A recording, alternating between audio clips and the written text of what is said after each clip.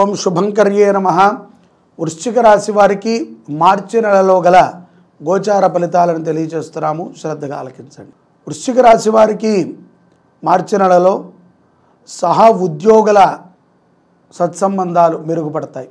అధికార బాధ్యతలు విపరీతంగా పెరుగుతాయి ఉద్యోగస్తులకి. ఏదైతే గనక ప్రభుత్వ రంగంలో ఉన్నటువంటి వృశ్చిక రాశి జాతకులు ఉన్నారో మీరు చాలా జాగ్రత్తగా ఉండాలి. కొన్ని విషయాల యందు మీ ప్రమేయం లేకుండానే మీరు చెప్పారు అనేటువంటి వాదన గట్టిగా వినపడుతుంది. అలాగే వ్యాపారస్తులు తొందరపాటుతో మీ యొక్క వ్యాపార రహస్యాలని ఎవరికీ చెప్పకండి. మీకు చాలా మంచి స్వభావం కలిగి ఉంటారు వృశ్చిక రాశిలో ఉన్నటువంటి వారు. ఆ మంచి స్వభావము నిలబెట్టుకోవటం కష్టం. అలాగే కుటుంబ వ్యక్తులతో ఎటువంటి విషయంలో కూడా వారిని ధిక్కరించి మీరు ఏ పనిని చేయకండి. కొంత మీకు ఉన్నటువంటి అనుభవంతోనో మీకు ఉన్నటువంటి అవసరముతోనో వారిని కలుపుకొని వెళ్ళటం అనేటువంటిది ఎంతో ఉపయుక్తం. మీ యొక్క కుమారుడి విషయంలో కానీ కుమార్తె విషయంలో కానీ మీరు ఏకపక్షంగా కొన్ని నిర్ణయాలను తీసుకుంటూ ఉంటారు. అది ఏమాత్రం మంచిది కాదు. కొంత మరీ చిన్నవాళ్ళైతే పర్వాలేదు, కానీ పై చదువులని చదివేటువంటి ఉద్దేశం కలిగినటువంటి ఆ యొక్క వయసు ఉన్నటువంటి పిల్లలు మీకు ఉన్నట్లయితే తప్పనిసరిగా వారితో మీరు చర్చించండి. అలాగే ప్రతి దాని మీద కూడా అనుమానము పెట్టుకోవటం అనేటువంటిది వృశ్చిక రాశిలో ఉన్నటువంటి స్త్రీలకి ఏమాత్రము మంచిది కాదు. అనుమానం ఉండవచ్చు, కానీ ప్రతి విషయంలో కాదు. భర్త బయటికి వెళ్తాడన్న అనుమానం, పిల్లలు స్కూల్కి వెళ్తారన్న అనుమానం, ఏదో ఒక భయానికి లోనవుతూ ఉంటారు. దయతో అలా ఆలోచించకండి. ఎందుకంటే అది మిమ్మల్ని మరింత దిగజార్చే విధంగా ఉంటుంది ఆ విధానం. అలాగే క్షేత్ర దర్శనాలన్నీ చేస్తారు వృశ్చిక రాశి జాతకులు ఈ యొక్క మార్చి నెలలో. ఆర్థిక విషయాల యందు జాగ్రత్త అవసరం. కొన్ని బ్యాంక్ లావాదేవీలు మిమ్మల్ని చాలా తర్జన భర్జన చేస్తూ ఉంటాయి. కంగారు పడకండి, మీ ప్రతి రూపాయి కూడా మీకు తిరిగి వస్తుంది. గృహోపకరణాలని కొంటారు. నూతన గృహ నిర్మాణ విషయంలో మీరు తీసుకునేటువంటి ఒక నిర్ణయము శుభసూచకంగా ఉంటుంది. అలాగే ఉన్నత విద్య చదువుకునేటువంటి పిల్లలకి ఈ యొక్క చదువు మీద కంటే కూడా యాక్టివిటీస్ మీద చాలా మొక్కు ఉంటుంది. అయినప్పటికీ స్కూల్లో కానీ కాలేజీలో కానీ మంచి పేరుని సంపాదించుకుంటారు. ఆహారం పట్ల అశ్రద్ధని మాత్రము పిల్లలు పెట్టకండి. ఏదో డైట్ చేస్తున్నాము, బాగా లావ్ అయిపోయానను అని. మంచి ఆహారాన్ని తినండి, వ్యాయామం చేయండి. అనవసరమైనటువంటి విషయాల గురించి విద్యార్థులు ఆలోచించకండి.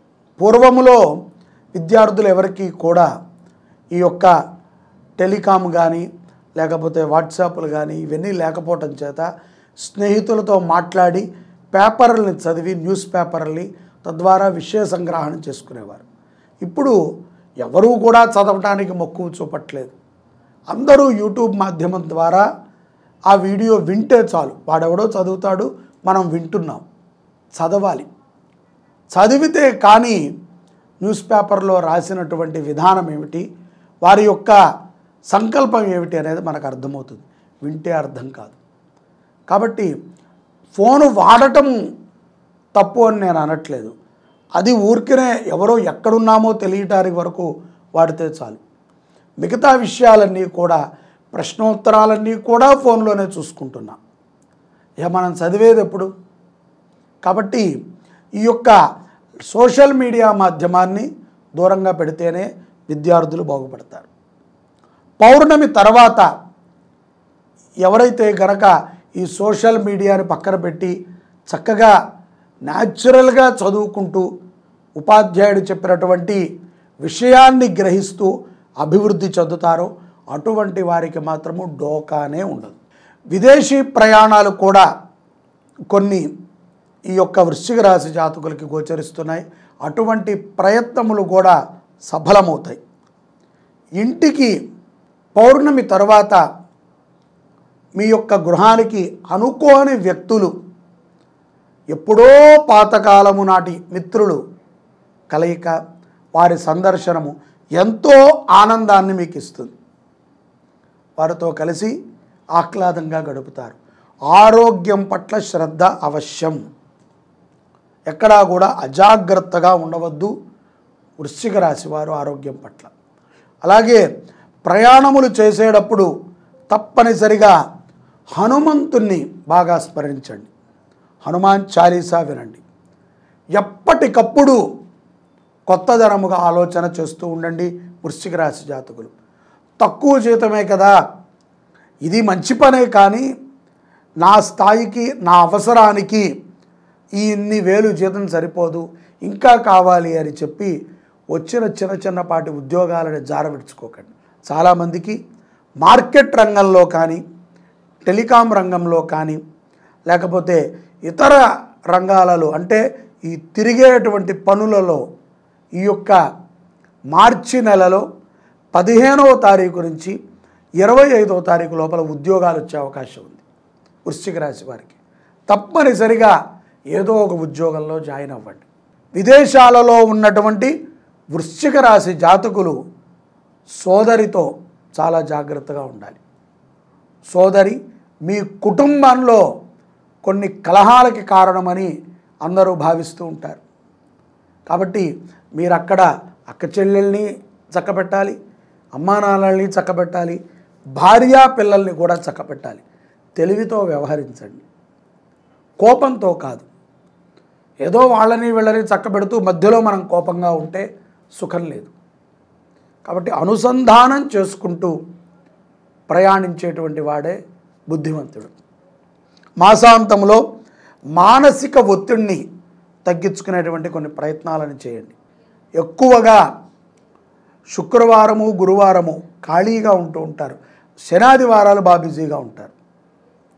తెలియకుండా ఎందుకో ఆ 2 రోజులు ఖాళీ అనిపిస్తుంది, ఏదో చేసేద్దామని ఉత్సాహంగా అనిపిస్తుంది. గురువారం శుక్రవారం చేస్తారు, మళ్ళీ శనాదివారం బిజీ అయిపోతారు. మాటకి కట్టుబడి ఉండండి. ఇచ్చిన మాటకి జవదాటకుండా భగవంతుడి సేవ చేయండి. ఉద్యోగం ప్రధానమే, జీవితము కూడా ప్రధానమే, సంసారము ప్రధానమే, ఇచ్చిన మాట కూడా ప్రధానమే. కాబట్టి అన్నిటినీ కలుపుకుంటూ నడిచేటువంటి వాడే బుద్ధివంతుడు. చాలామందికి అనిపిస్తుంది నాకు ఉద్యోగము కుటుంబము తప్ప మరొక ధ్యాస లేదండి, కానీ సమయం ఉండదు. సమయము లేదు అని మనం అనుకుంటున్నామంటే ఉన్న సమయాన్ని సరిగ్గా సద్వినియోగపరచుకోవట్ల. సద్వినియోగం పరుచుకుంటే మనము చెయ్యాలి అని అనుకున్నటువంటి అనేక పనులని మనము వేగవంతంగా చేయొచ్చు. మాసాంతములో వీటి మీద శ్రద్ధను పెట్టండి. ఈ యొక్క మార్చి నెలలో గణపతిని వృశ్చిక రాశి జాతకులు ఆరాధన చేయటము చాలా మంచిది. గణపతికి దూర్వ పూజ అంటే గరిక పూజ, గరికమాల సమర్పణ, గణపతికి శ్వేత పుష్పాలతో పూజ, గణపతికి వస్త్ర సమర్పణ, గణపతి హోమము, బుధవారము పూట ఉండ్రాళ్ళు గణపతికి నైవేద్యంగా పెట్టించటం, బుధవారము పూట కానీ హస్త నక్షత్రము రోజు కానీ గణపతి దేవాలయంలో అన్నదానము చేయటం, ఇది వృశ్చిక రాశి వారికి విశేషమైనటువంటి అనుగ్రహాన్ని ఇచ్చేటువంటి ప్రక్రియ. గ్రహబాధల నుంచి విముక్తి పొందుతూ సజ్జనమైనటువంటి జీవనాన్ని మీరు పొందాలి అని భావిస్తున్నాను. మహాశివరాత్రి ఫిబ్రవరి 26వ తారీఖు ఉంది.